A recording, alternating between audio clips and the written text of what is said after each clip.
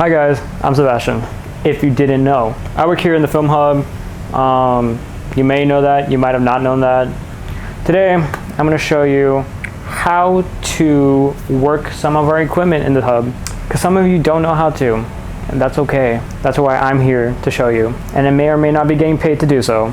With production starting to roll out soon, I think this is a great way to show you how some of the equipment work. If you're brand new and haven't worked any of the equipment, I strongly advise you to watch some of these videos just to make sure you don't break our equipment or mess anything up, because that's a big no-no here. So for this first video, I'm like, what can I do that's easy and everybody should know? We're gonna do tripods today.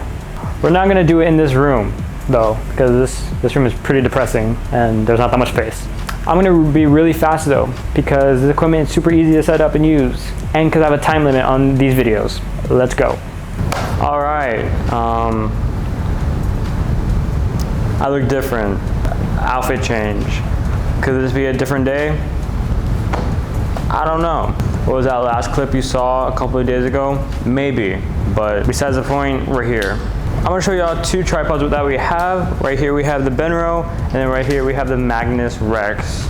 The Benros are usually for our Sonys, while our Magnus Rex is a more stronger kind that holds our Canons.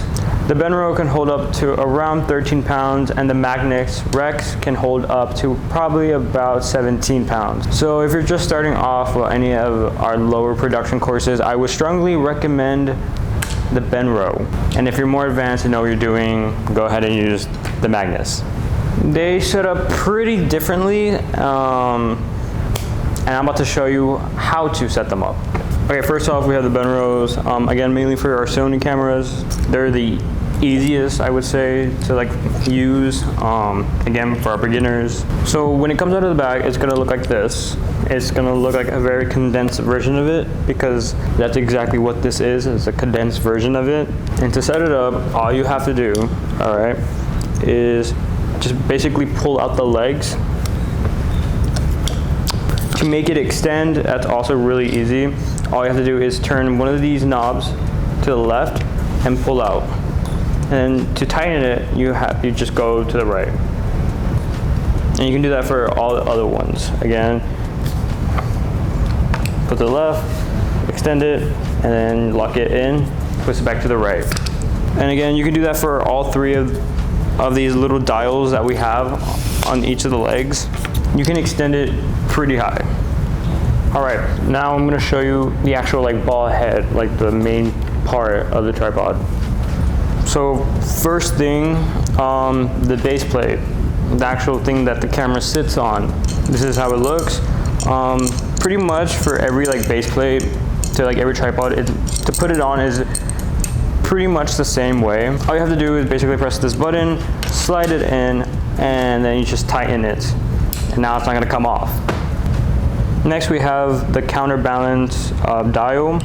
All that basically does is it adds kind of some friction to move the actual head forward and backwards. The higher you go, the harder it is, but the lower you go, the easier it is to move the head if you have a panning or moving shot. The next dial we have is the fluid drag control. Basically, that allows how much, again, movement the head is gonna have. The higher the number is, basically it's harder to move the head. Less fluidness, more restraint. And then we actually have the fluid drag control for the actual main head. Works the same way as a dial. It just gives you more fluidness to actually move the head. All right, so now we have the Magnus Rex. I like to think of this tripod as a bigger brother version of the Benro.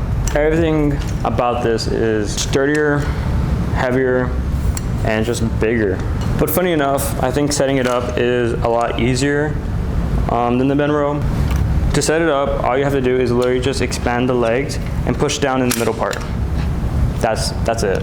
All right, for the base plate, it's pretty easy, the same kind of method. All you have to do is just press the button, slide it in, and tighten it. So right here, this knob is basically for you to able to move the head around. If you tighten it up and lock it in place, the head won't be able to move. If you want a still shot or any shot that doesn't involve the actual camera moving, you can use that.